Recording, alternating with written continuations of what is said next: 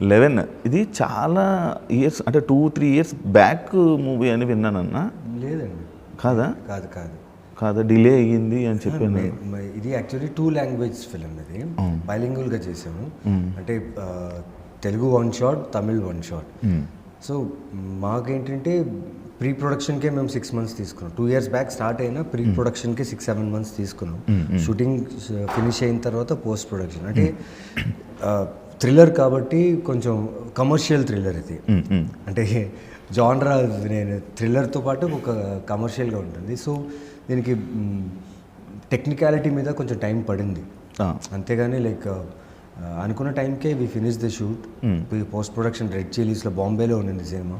అక్కడ రెడ్ చిల్లీస్లో post production DI 2 సినిమాలు చేయాలి. 2 dubbing, 2 DI, 2 edit, everything is 2 times. So కొంచెం we took time to give a good quality అంతే. అలా వేరే లాంగ్వేజ్ నార్మల్గా నువ్వు డబ్బింగ్ చెప్పేటప్పుడు నేర్చుకుంటావా లేకపోతే వేరే వాళ్ళతో? నాకు లైక్ అదృష్టం ఏంటంటే నేను చిన్నప్పుడు పెరిగిన వాతావరణంలో నా చుట్టూ ఉన్న నేబర్స్ అయినా కానీ, మా నేబర్స్ బెంగాలీ వాళ్ళు ఉండేవాళ్ళు, మలయాళీస్ ఉండేవాళ్ళు, కన్నడ.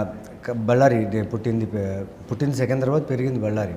ఫస్ట్ లాంగ్వేజ్ కన్నడ రాయడం. సో కన్నడ ఈజీగా వచ్చు. So I'm expose to language because of my neighbours నేను లొకాలిటీలో. So I can speak all 5 language పర్ఫెక్ట్గా. అన్ని లాంగ్వేజ్ వచ్చు. ఓకే.